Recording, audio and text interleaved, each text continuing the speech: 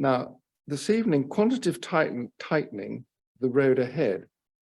It couldn't be more appropriate, and Frances couldn't be more appropriate as a speaker, as she has worked at Midland Bank, Warburgs, now UBS, HSBC, NatWest. What bank haven't you worked for?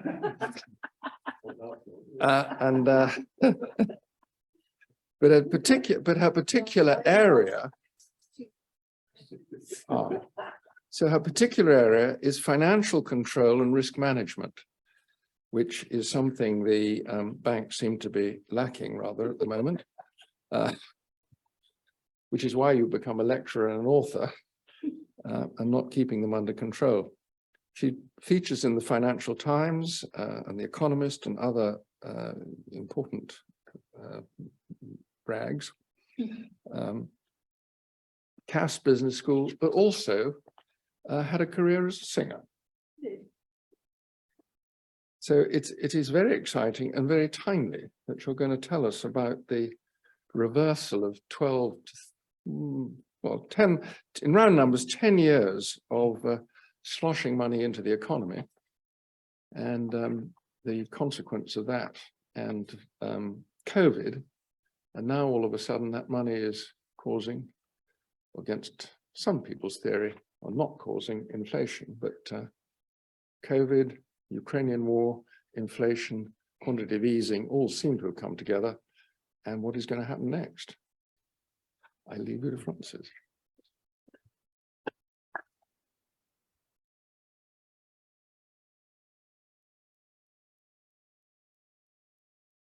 When I wrote my book, my designer helpfully put a picture on the cover, which we've been looking at this evening, actually, just before the lecture, which is obviously a helicopter for two reasons. Firstly, because of my name. It was a nice reference to Apocalypse Now, and Apocalypse Now is kind of where we are right now, isn't it, really? But also because Milton Friedman's famous reference to helicopters, you know, you fly your helicopter and you drop money from it. And the money lands and people pick it up. And this is a way of stimulating your economy. It's an indiscriminate helicopter drop. And my book basically said, yeah, well, we probably should do that kind of thing, only without the bills. But, you know, central banks should just put money into the economy, not via markets so much, but via giving people money, really. And this might be more effective than just buying assets. My book was published in 2019 in Britain and Europe and the United States, and then in Korea in February 2020, which was exquisite timing because that happened just as the pandemic hit. And in March 2020, we had a meltdown in financial markets, and central banks embarked on the biggest program of quantitative easing the world has ever seen. And in parallel with that, governments embarked on the biggest program of fiscal. I hesitate to use the term stimulus because it wasn't stimulus. It was about keeping businesses and people alive while you shut down half the economy, actually, which is not stimulus, is it? But it was the biggest injection of money into the economy that I think the world has ever seen. Between them, that's what governments and central banks did. And so they pretty much did what I told them to do, which was to drop money from helicopters. So the US's stimulus checks and the UK's SAFE scheme, actually more than furlough. And central banks bought enormous quantities of their own government's debt. I'm going to go through in a minute some charts and we'll just show how extraordinary that program was and where it has left us. So they flew helicopters. They flew helicopters everywhere. But the problem is they've never really done this before and they don't know how to land them. So tonight's lecture is about how to land your helicopter.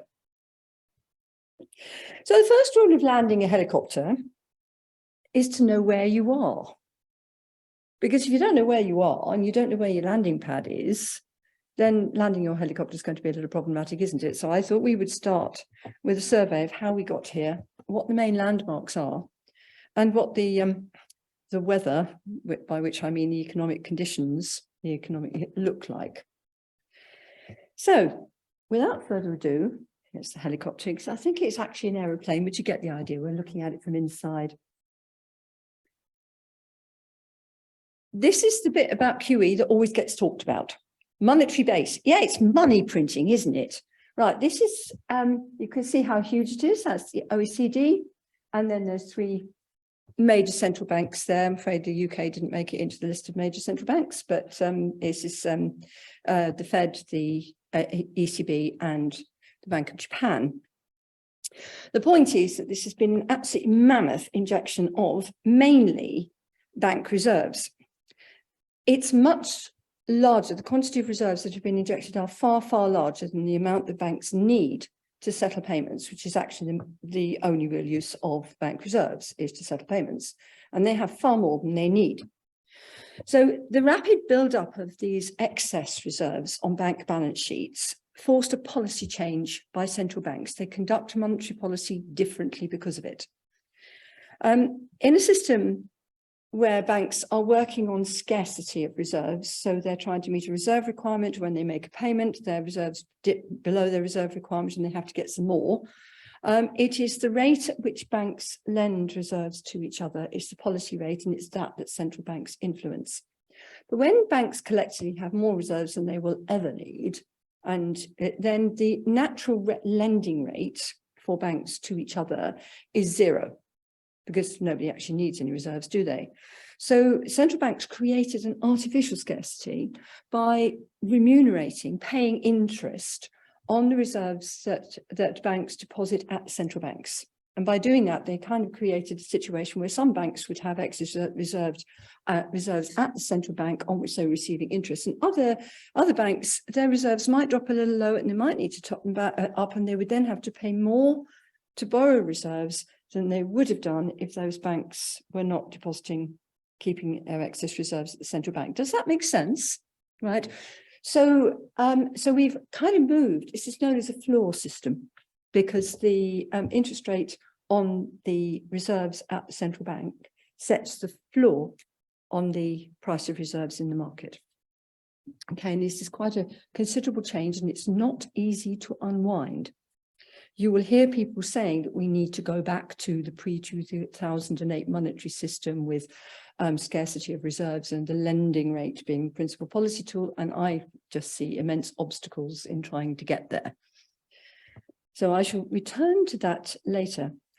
One other important thing to note here is we know that the size of the monetary base, which is mainly bank reserves, there hasn't been a huge increase in the amount of physical currency in circulation, really. The main increase in QE has been in electronic money that goes to banks. It has little or no effect on inflation. It does affect bank lending because banks are collectively obliged to hold the entirety of bank reserves, and also some physical currency because they need to fill their ATMs, you know. And since bank reserves are counted in leverage ratios, though not in capital ratios, deadwood effects on bank balance sheets can at the margin reduce bank lending. So a very large monetary base is therefore, everything else being equal, very mildly deflationary. That's a surprise, isn't it? Because it's meant to be inflationary.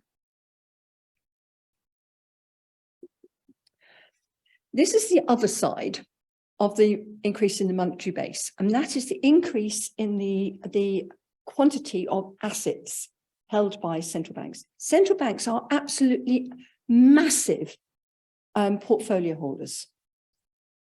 They mostly hold their own government's debt, and that in principle gives them effective control of the yields on that debt, because they are by far the largest players in the markets for their own debt. At present, only the Bank of Japan is explicitly doing yield curve control, but it has been discussed in the presence of other central banks. And for a brief while, in the last 2 weeks, the Bank of England did a little bit of it, controlling the yields on long gilts. Central banks also hold a range of other assets of varying credit quality, including foreign government debt, corporate bonds and equities. Unwinding these enormous asset portfolios runs the risk of destabilizing markets if it's done rapidly. And so the rates at which central banks unwind their balance sheets, and this will require some coordination between central banks as well, will need careful consideration. And if it's done when yields are rising, which it will be, of course, it also raises the prospect of significant realized losses for the central banks, which will have implications for their governments. Now, this is the stock markets, isn't it? Right? And I just put these up here. I mean, I could have put housing prices up, or corporate bonds, or almost anything really. Fine wines, art, the whole lot. The principal effect of QE, and indeed the principal way by which it achieves its effects, is to raise asset prices. In the early stages after the financial crisis, and indeed again in March 2020, propping up asset prices in this way arrested a dangerous deflationary spiral, and helped to avert the 1930s style depression. The problem is we then carried on propping up asset prices in the hope of getting growth going, and it's not at all clear that pushing up asset prices necessarily stimulates growth. I mean, there's a very difference, isn't there, between stopping the whole place collapsing and actually helping the place to grow. And I don't think we ever kind of made that intellectual leap that says QE stops things falling apart. But if you want the place to grow, you need to do something else. So during the period of QE, and you can see this in these charts, we have had the most mammoth bull run in assets of all kinds. We would expect that as central banks embark on coordinated quantitative tightening, that these asset prices would fall, and they'll fall across the board, all asset classes, stocks, bonds, and everything else. One that interests me particularly is actually cryptocurrency, which has been propped up by QE throughout its existence. And it is not at all clear to me what the outlook is for cryptocurrency once the QE environment goes away and central banks essentially take away the punch bowl that they've relied on all of their lives. Does cryptocurrency have a future? I don't know. But I do think that the bear market the cryptocurrency is now in will be much more sustained and problematic for them than the ones they've had before. Now, I want to talk about the effects of QE because this touches on how we approach unwinding it. Oh, that's interesting. I thought I had these the other way around. Oh, that one. I want to do that one first. I reversed them after I sent this off. The effect of raising asset prices in the way that QE does is to raise inequality. And this is fairly obvious, really, because assets are principally held by richer people, whether directly or through their pension funds or whatever. And so it's not unreasonable that if you start raising the price of those assets, it will principally benefit those towards the top end of the income distribution, while those at the bottom end might not do too well. And that's pretty much what we've seen, that the change in wealth from QE has really benefited people people who were already rich. And this has been exacerbated in many countries by fiscal consolidation involving spending cuts and tax rises that disproportionately hit people at the lower end of the income distribution. The UK was one of the countries that did this. This is in effect, therefore, the combination of rising asset prices because of QE and fiscal consolidation that is reducing the incomes of poorer people is in effect a fiscal transfer from the poor to the rich. The combination of loose monetary policy with fiscal consolidation is therefore quite significantly deflationary, and the reason for that is that people at the lower end of the income distribution are more likely to spend, and those towards the top of the income distribution are less likely to spend. So if you are transferring wealth from the bottom to the top, you are actually bearing down on inflation. So one of the reasons for the persistently low inflation during the QE era has been the fact that we've been doing fiscal consolidation for most of that period, really until the last couple of years. And so actually, rather than raising inflation, the combination has actually reduced it.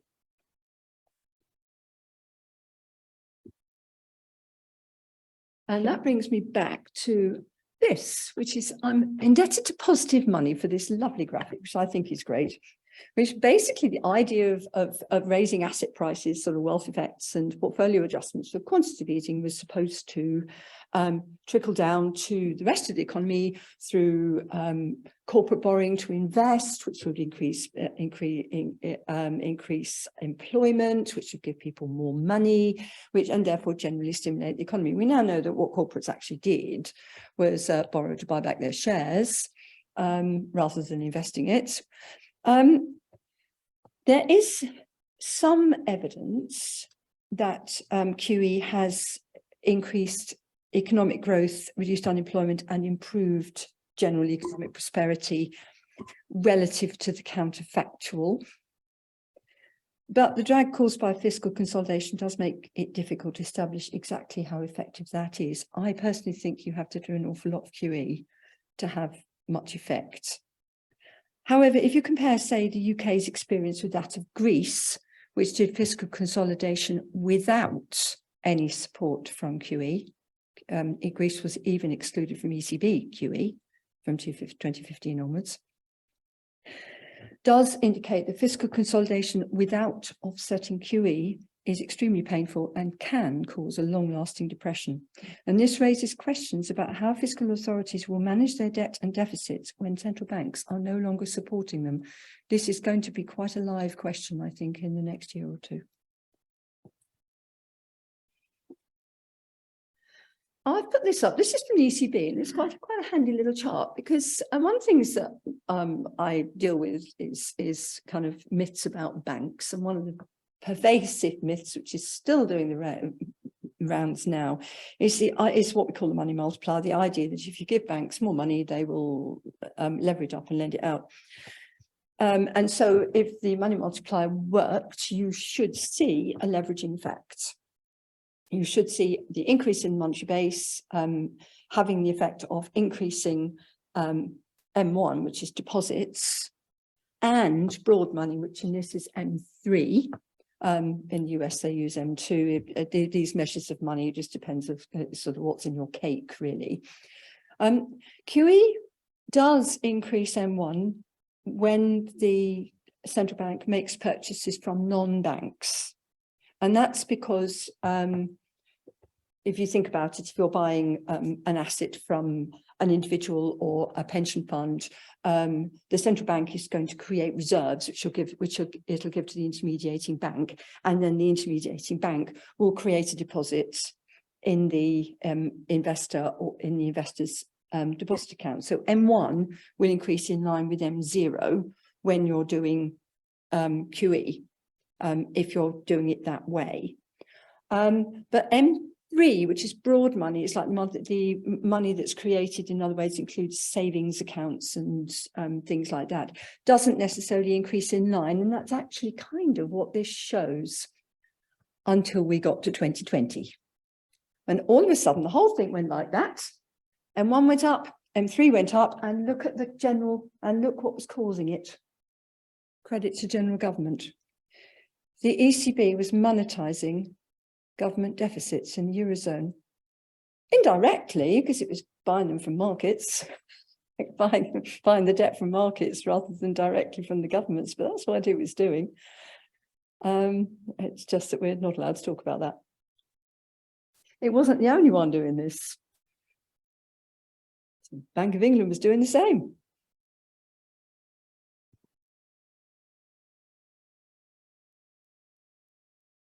Sorry, my screen has just decided to go into save mode. Please don't do this to me. There we are.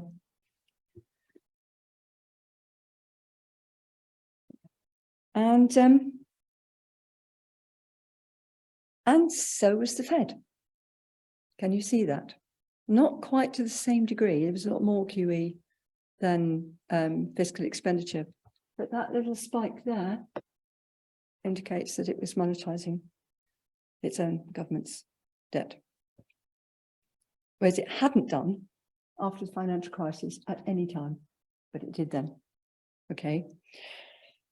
Now, when governments monetize their own government's deficits, that is inflationary. It is what I recommended in my book in an extraordinary crisis like we got in 2020. I am not saying in any way that this was wrong. What happened was that governments did what they needed to do. Essentially, the willingness of central banks to stand behind their governments and buy up their debt in the secondary markets, thereby controlling yields, as I mentioned before, essentially removed the external borrowing constraint. So governments could do whatever they needed to do to support their economies, and central banks had their backs, right?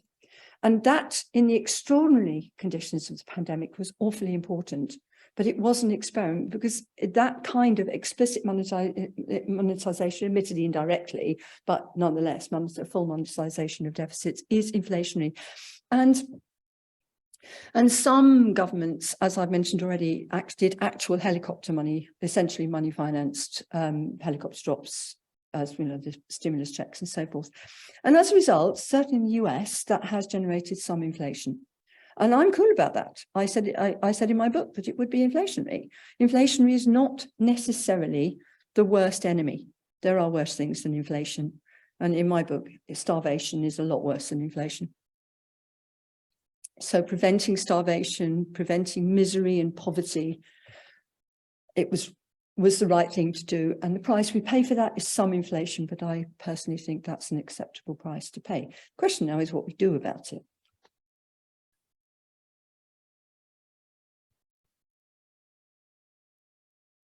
This is where we are with inflation. This is August from the OECD, and you can probably see that inflation is quite a bit more than just a bit of inflation from the pandemic stimulus. What we've had in addition, of course, we had supply chain disruption because from the pandemic, from rolling lockdowns in various places. The Shanghai lockdown earlier this year had quite an effect. So we have got ongoing pandemic disruptions that are affecting supply chains, and that's caused price rises in certain areas, which have fed through into higher inflation as well. But the big issue here is Ukraine. I don't know if you can see here, but the big drivers, you can see the gap here between total inflation, which is the circles, and inflation including food. Foodstuffs particularly. I mean, Ukraine is the breadbasket for almost of the world, and its output is considerably diminished. Russia is one of the major energy producers of the world and has pretty much a corner in gas as far as the European market is concerned. So the sharp rise in inflation we're experiencing at the moment is about foodstuffs and energy, and it is because of Ukraine. So I think we need to get some perspective in this. There's been a lot of, oh my God, it was all because of the pandemic stimulus and exorbitant amounts of QE and all the rest of it. This is a terrible thing. We should never have done this. And yes, we should. And it's not disastrous. We have got an actual war on top of it, and wars are inflationary. So we are kind of in to quote John Maynard Keynes, how to pay for the war territory, as well as how do we remove the punch bowl territory. I put in the picture of punch bowl just because I rather liked it, but really saying it's time to take away the punch bowl isn't quite right. We've got more going on than that. So it's more about saying, oh my goodness, we're flying this helicopter and we're being hit with storms and we're in thick fog and we don't know where we are and we don't know where the landing pad is. And we've never landed a helicopter before anyway. That, I think, is where we are now. So what central banks actually need to do is learn how to land a helicopter.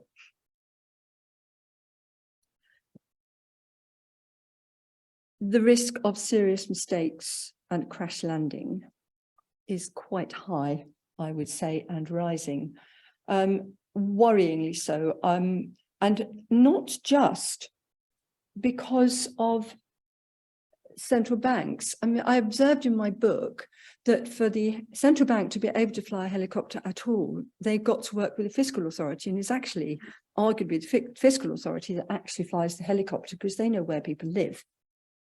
So if you're going to put money directly into your economy, then you have to work with your fiscal authority. So for example, the furlough scheme works through HMRC, right? So, and it's not just central banks that don't know how to lend a helicopter. Fiscal authorities don't either. In the last week, we've seen an example of a fiscal authority almost causing a crash landing. Or shall we say a fiscal authority and a central bank between them, almost causing a crash landing.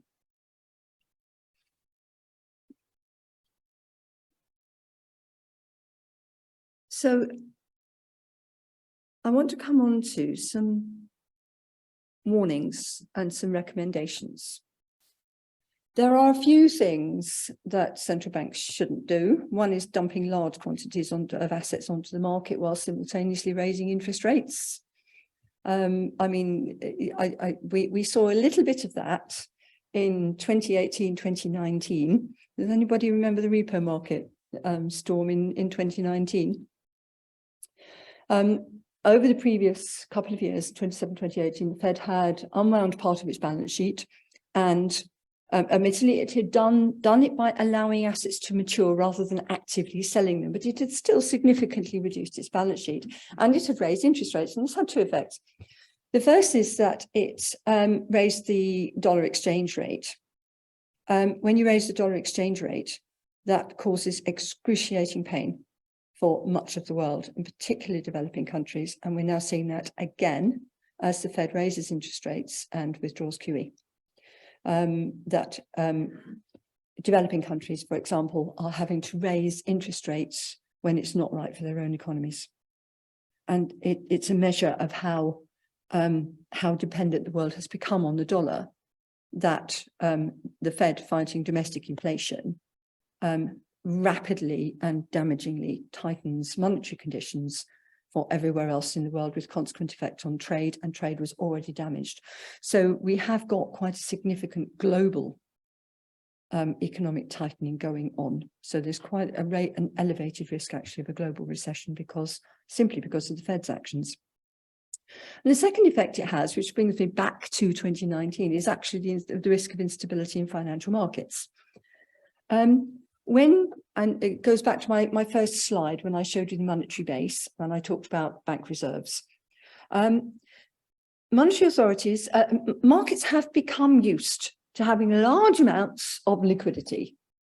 The whole regulatory regime for banks and for market participants of other kinds is based upon having lots of liquidity, lots of safe assets, lots of good quality government debt floating around in the market, lots of reserves, lots of everything really that you can use to keep things moving. So at the moment, the Fed, the central banks, when they sell assets into the market, are changing the composition of liquidity to the extent that they're selling less liquid assets and mopping up the monetary base, they're making the place less liquid.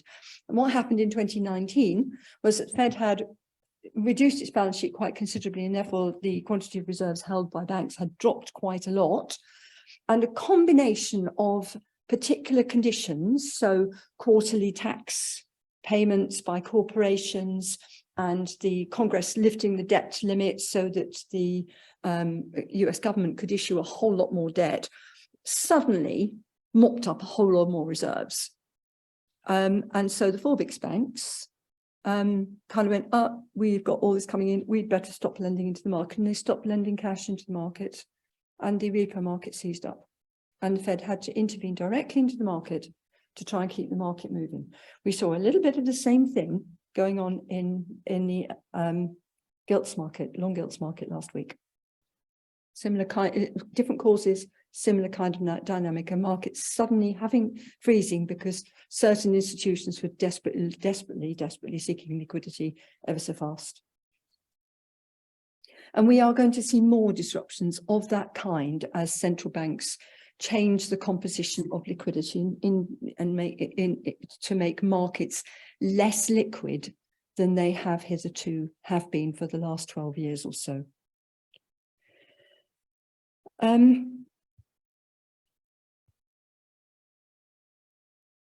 The other thing that we need to talk about is the coordination between, and I've got a few other things here. So trying to return to the pre-2008 monetary system, I've mentioned that already. What I've said about liquidity in markets and gilts, the whole effect on a financial system that's become used to lots and lots of liquidity, actually makes it very difficult to return to the pre-2008 monetary system, and I'm not convinced that's even possible. Furthermore, I'm not convinced we should even try. But this has further implications. Recently, there has been a proposal, for example, that because of the effect on whole government funding costs, the Bank of England should drop the amount of interest rate it pays on reserves to zero. And I'm going, no, please don't do that. You're taxing banks for holding reserves. They will drop the interest they pay to savers to zero. Arguably, it is an unwarranted interference with monetary policy anyway, that the interest rate on reserves will remain a key policy tool. And if central banks are instructed by the fiscal authority to drop it to zero and keep it there, purely because the fiscal authority is worried about its own financing costs, then we have fiscal dominance going on. In my view, we shouldn't be doing with that. And related to that, we shouldn't be fighting with the fiscal authority. It's not good for anybody. And we shouldn't be refusing to provide liquidity to distressed markets. The Bank of England got dangerously close to that, in my view. My final slide is about really talking about, none of us exactly has a map on this, and none of us have ever landed helicopters before, but I think there are kind of some ground rules. The first is good information. You need to be looking not just at things like inflation, but much more broadly at different things. So, for example, you need to consider banks. Will they increase lending as excess reserves are withdrawn from their balance sheets and higher interest rates improve their net interest margins? Or will they reduce lending as higher interest rates reduce the creditworthiness of households and businesses? This is quite a balancing act, really, for banks. There's the labour market. We are told that we have a very tight labour market. Unemployment is the lowest it's been since the early 1970s. But part of the reason for that is that over the last couple of years, a lot of people have left it prematurely. Some of them are people who benefited very nicely, thank you, from the asset price rises and have been able to take early retirement. And others have been forced out of it because they're ill, because they're stuck on an NHS waiting list, or they can't get affordable childcare, or they are caring for an elderly relative because they can't get social care. These things require different policy responses. So we might say, yeah, okay, people who have benefited very nicely, thank you, from the asset price rises in the last 2 years, there is a case for taxing them. But people who are out of the labour market because of rigidities, because we have allowed our public services to decline, there is a case surely for funding our public services so that people can actually come back into the labour market. That will loosen our labour market and that will bear down on inflation. I would like to see more joined up thinking on these kinds of issues between central banks and fiscal authorities. Right now, I'm not seeing it. And that brings me also to the point about thinking about how we got here. I said earlier that the combination of QE with fiscal consolidation was a transfer from the poor to the rich. If we are to reverse that, then we need to be doing a fiscal transfer from the rich to the poor. The problem with that, of course, is inflation, because a fiscal transfer of that kind does tend to be inflationary. So one thing that central banks may have to consider is being prepared to tolerate raised inflation for longer in order to allow that reasonable transfer to reverse what QE actually did and restore and reduce the inequality that has emerged because of it. I know inequality has become, a bit of a dirty word now, and growth is everything. But for me, the inequality that's been created by 12 years of combined QE and fiscal consolidation is unacceptable. We do have to reduce it. So there are some thoughts there. And my final point here, so my appeal is for cooperation and some joined up thinking and looking at things other than pure monetary points and debts and deficits. There are other things that need to be looked at that in the round tend to affect inflation and borrowing costs and so forth. We need to look at the whole piece. And the other thing is, if you do crash, for goodness sake, act quickly to soften the impact, and that might mean restarting QE. Thank you, everyone.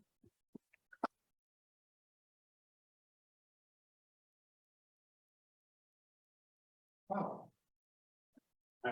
Questions? Please. Maybe the microphones, but please keep them very short. Question. I don't want the statements. I'm not stating here, the previous slide about how not to. Yeah. How do you think the Fed's doing against those? And in particular, the first point. Yeah, I kind of alluded to that already in reference to the pain that the Fed's action is causing for developing country, for the rest of the world.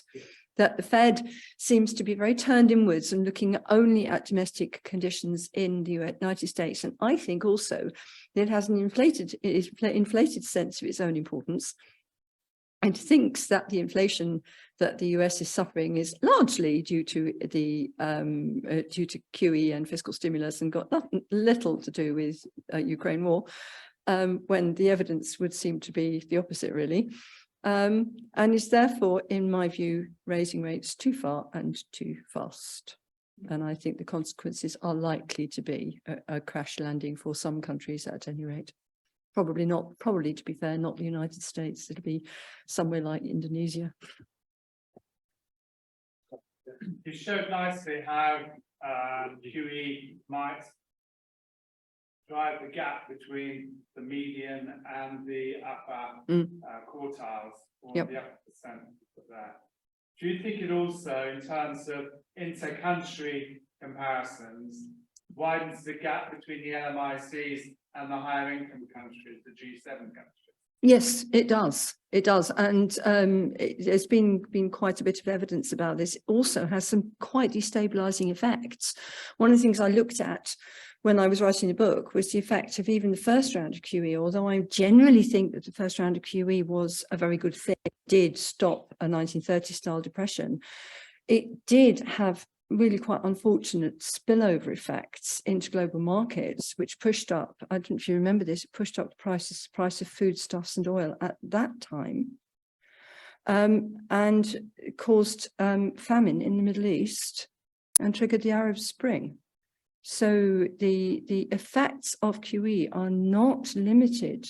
We tend to think of QE as being okay, it's kind of sort of a domestic reflationary effect on our own economy, but it's not. Particularly Fed's QE has widespread effects across the whole globe. Yeah. As a helicopter pilot, I'm slightly nervous about crashing. You're right. Managed to survive. Gilts. Yeah. Their price at the moment, that the UK is going to go bankrupt. What gilts are? Yeah.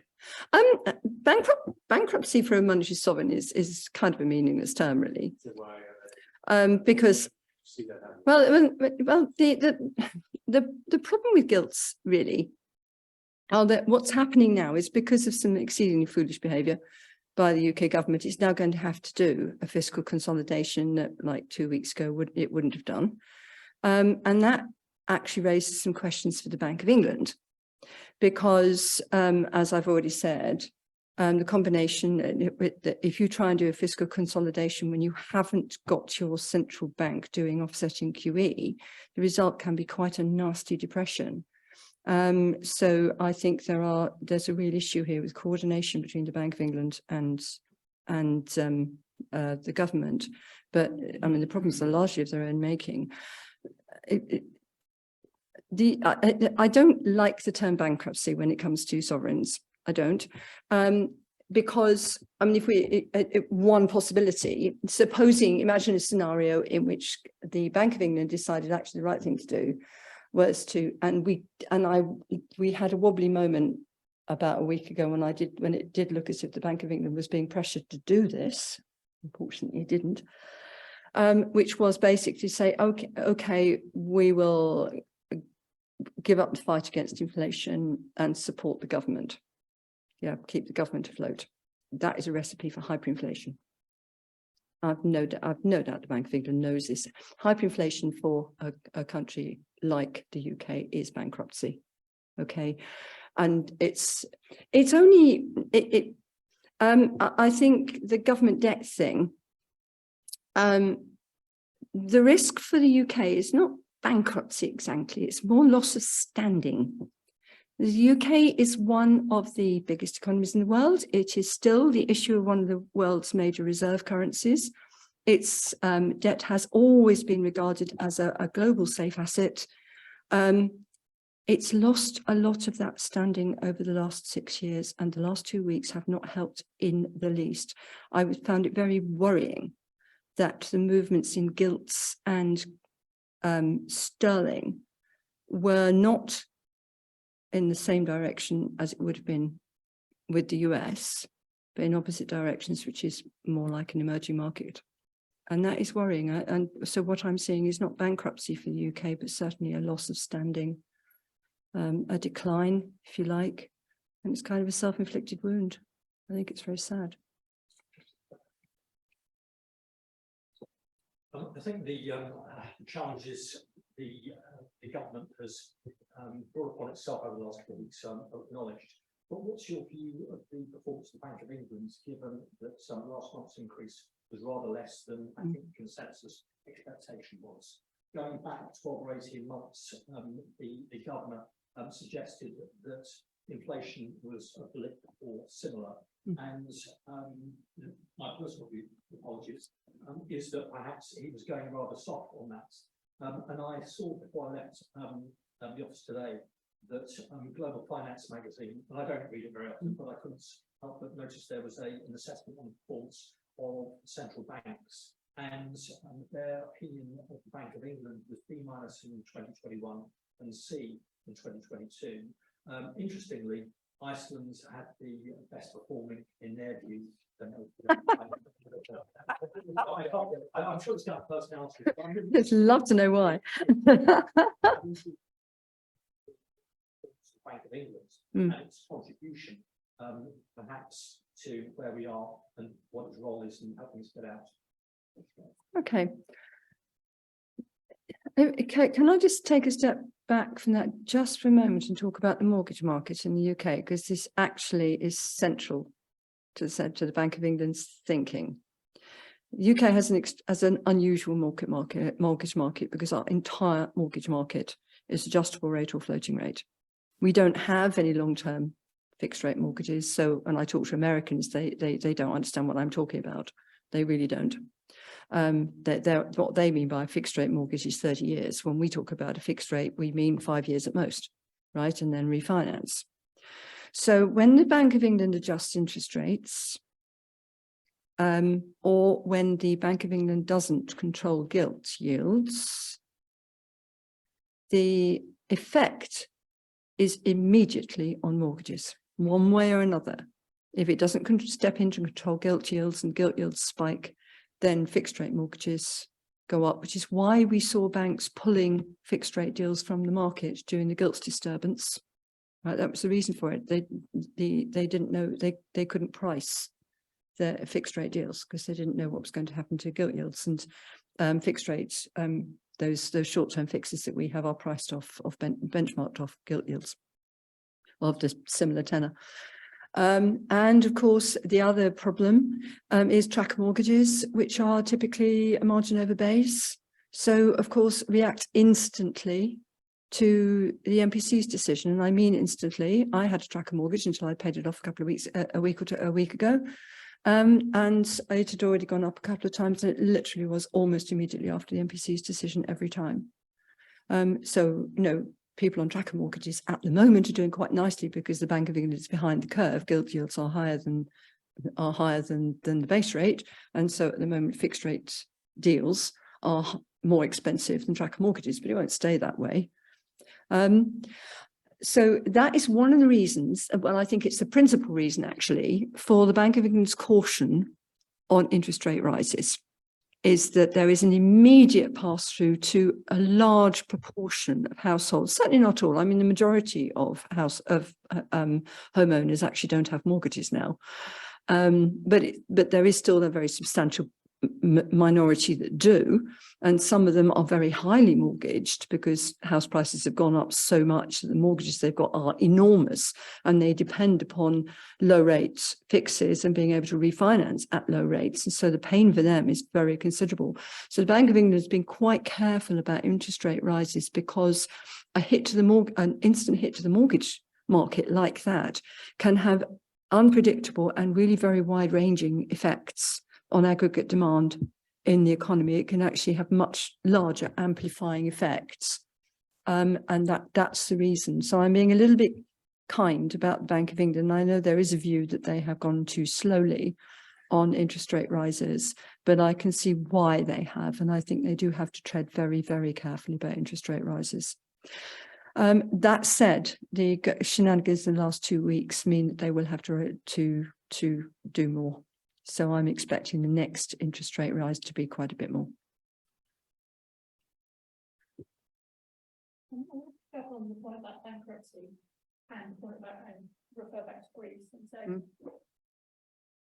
isn't the greater danger, as we saw over the last few weeks, not bankruptcy, but a sovereign debt crisis, in that we get to a point where we've lost credibility and investors demand higher and higher interest rates for the money they want to lend us?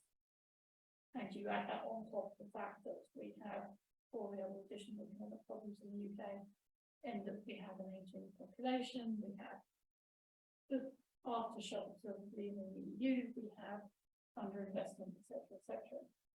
And I just wondered how that scenario, and I don't know, we've obviously just sidestepped the sovereign debt crisis, but it's still lingering in the background of a stronger probability than in the past.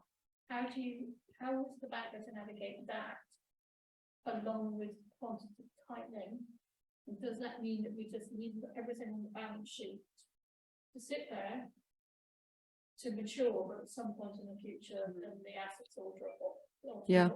So far in the future. It is a really good question, actually, and I'm sure that in the corridors of the Bank of England, they're discussing exactly this right now. Because the shenanigans in the last 2 weeks, the increase in the risk premium on UK government debt complicates quantitative tightening considerably. My take on this is that, I mean, we can say sort of, yeah, sovereign debt default actually is a political choice for a monetary sovereign like the UK with its own central bank. It is a political choice. We don't have to default. We can instruct the Bank of England to buy up our debt. If we did that, where we would feel it would be in the exchange rate. So the end game for a country like ours is not sovereign default, but hyperinflation, as I said before. And as I said, we did come because at that point, the central bank is captive. And the independence of the Bank of England, I think, is actually really important right now, because it's kind of that's stopping our gilt yields flying out of control, is actually the fact that the Bank of England says, no, I am not going to support a government. We are not going to support a government that is embarking on a reckless demand stimulus in an economy at practically full employment with binding resource constraints. It's not capable of growing because we have ridiculously low unemployment, and we have energy and shortages, and therefore a demand stimulus of the kind they were planning was simply going to generate inflation. And I personally think that the Bank of England did the right thing in saying, no, we are not going to support that. We're getting out of this. We supported the gilts market briefly just to resolve the immediate problem, and then we're getting out. right? And I actually thought that was the right decision because we were getting dangerously close, and there were a few tweets around from supporters of the government, like John Redwood, saying the Bank of England's done enough on inflation, now it needs to support the government's growth agenda. And I was going, no, please don't.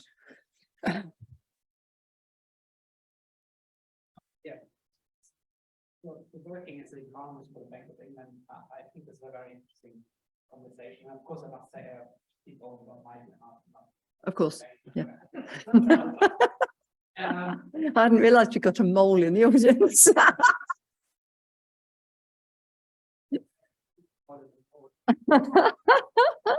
No, won't give any comments. But I thought to not to be black, but to guide the direction or the discussion a little bit in a different direction. Come to your second point is that don't try to return to the pre-28 2008 monetary system. And many central banks, including the Bank of England, even so I speak for myself, are thinking of like central bank digital currencies at the moment. And I want to know if you have any view or thoughts on how those could play a role either in relation to QE or QT, which I mean, of course, it depends on this, but maybe you thought about this that central bank digital currency, how this would fit into any of the concepts we talked about today. Yeah, it's an interesting question. Because, I mean, central banks have electronic money already in the form of bank reserves. So the discussion really is about, do we give essentially households and businesses the same kind of central bank access to central bank electronic money for the purposes of transactions?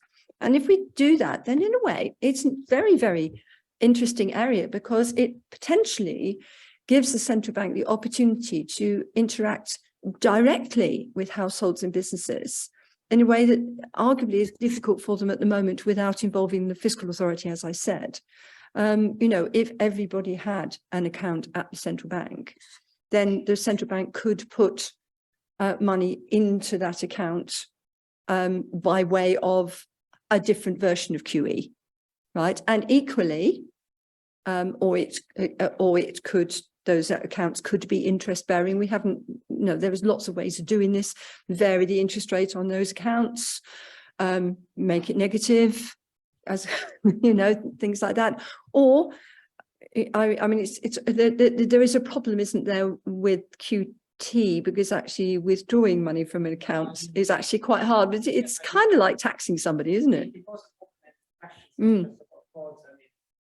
which come to my mind, again, my personal start is like QT could take the form of shifting money from, say, the market-based accounts to the privately held accounts, for example. Yes, absolutely. Or just imposing a haircut on larger amounts, or leaving people a kind of sort of that's an amount we won't ever touch, but like a personal allowance. And then if you hold any more than that, then you are exposed to having a haircut.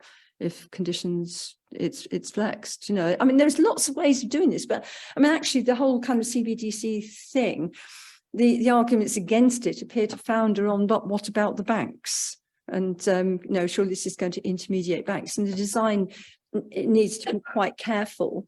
But the kind of monetary policy arguments, which were based upon, well, we'll lose control of monetary policy because it'll disintermediate banks, and then we won't have control of the reserve, the interest rates on reserves. And I go, but you will. It's just that the electronic money will be going directly into the real economy rather than going through banks. And then, that means you have to think about the role of banks, and in what way that changes. And but it's an really interesting area. I have to return to crypto, and I understood what you said fully. Nonetheless, you could give some odds. Is there a chance, even infinitesimal, that crypto could somehow become a form of sound money? That's completely off the agenda. given your area. What do you mean by sound money? I just mean that it's something that's not backed by government, it's something which is like, hasn't never seen that. Could it, I know it's going to be, but it's a chance that could be seen as something that could be sound, reliable, real. Suddenly you're measuring maybe currency against crypto, just against how it performs against other other currencies. Just a thought, but you know more than me about it. My personal view is that we actually need non-governmental forms of currency, not least because governments are not always benign. And there are, and no government, in my view, should have the power to deny somebody the means to live, simply because they don't like them. Even yes, they might be criminals, but that's not really the point, is it? So and in some cases, it's not that these people are criminals. It's just, you know, they might be kind of sort of political undesirables or something that might oppose the political regime or something like that. And, you know, in a free society, that has to be something that people can do. So I personally think we need non-governmental forms of currency. That role has tended to be performed by cash, physical cash in the past, because it's so difficult to control it. But as we move into the digital age, we kind of do need, in my view, an equivalent of physical cash that does the same job of making people able to transact, even if governments don't want them to. Yeah. So I think, yes, there is a role, a continuing role for crypto, although I said I don't know what the future for crypto will be. And I think that getting out of this bear market is going to be very hard for them. I do think there's a real world use case there. Yeah. And then, so that's a really good clarification. Yeah. Yeah, absolutely. In 2009 to 2019, those days before pandemics and wars, We remember them. the markets were convinced for a decade that interest rates were going to rise every single year, and that the monetary base expansion would create inflation, etc., etc. And you, I think, implicitly articulated the reasons why that didn't happen. But could you explicitly articulate why did interest rates remain at 1%, half depending? Yeah. I think it all goes back to, if I look back to 2009 and the start of QE, and the beliefs that central bankers at that time, economists at that time, had about QE and how it worked, was based upon a misunderstanding of how banks worked. So they thought that if they gave banks lots and lots and lots of reserves, banks would make lots and lots and lots of loans. And this would reflate the economy and get us out of the hole we were in. Of course, that wasn't what happened, because they just filled up bank balance sheets with reserves. Banks sat on them, repaired their balance sheets. Banks at the same time were under huge pressure actually to cut their risks and reduce their balance sheets and generally sort of clean up their act. So this was always a little bit of well, how do you square those two then? You know, they were not pulling in the same, they were not on the same page. And arguably it was the regulators that won, because they had direct control of the banks, whereas the economists, the central banks didn't. And so we didn't get this resurgence of bank lending that was supposed to get the whole place moving again. We spent years trying to find ways of getting banks to lend, and it was all a bit dismal, really. And so that really, in a nutshell, is why the economy was on the floor for so long, why interest rates were on the floor for so long, why we had QE for so long, was because we had a whole lot of economists who believed if only you could do enough QE and keep interest rates low enough, they were talking about negative interest rates to try and force banks to lend. And I was going, no, it's all about the risk and return, and it's not going to make any difference. They'll just swallow the losses. And that's exactly what they did. Then, or I mean, when the ECB experimented with negative rates, it did increase lending a bit, but then the economies were recovering by then anyway. So it's hard to tell whether the bank started to lend because the ECB had cut rates to negative, or whether it was because things were getting better anyway. So And then we ended up with this different view of QE that says, oh, it's all about portfolio adjustments and stimulating corporate investments and that kind of stuff. And that didn't really work either. So, and then we also had this fiscal consolidation drag on it. So you could say that, you know, central banks were pouring money into the economy with one hand, and then the governments were taking it straight out again to fix the deficits, you know, and so, and that's kind of why as well.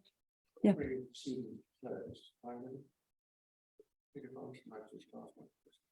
You mentioned central bank, you mentioned in conflict with fiscal policy. You didn't mention the role of regulators who actually fail to regulate, fail to understand the latest with the pension funds. The regulators force pension funds to sell, and the regulators who said nothing at all about it.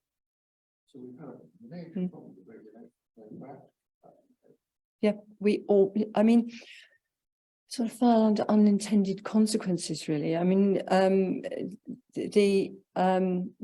we construct regulation, the people who construct regulation don't always understand what they're regulating. And so one of the things that's happened in pension funds is that these extremely illiquid things, because defined benefit pension funds are about as liquid as the Gobi Desert, were leveraging themselves up with things on which they were going to get cash margin calls. And the extraordinary thing was that they couldn't even post gilts. They had to post cash. And so they suddenly had this urgent need for cash, and they didn't have any. And the only way they could get it was to dump their gilts into a falling market. And yes, you can say regulators should have foreseen that, but really the bottom line here is if you're going to have something as illiquid as that, for pity's sake, don't make it a requirement that it has to find cash at short notice. That's absurd. I know it was a regulator. I mean, the regulator really needs to be censured for this, I think, for missing that. We have to draw it to a close. Thank you. I mean, that's the most, I think it's probably the most fascinating discourse on how the financial system works that I've ever heard. Oh, thank you. So Oh, you're kind. thank you very much indeed. It's been a pleasure.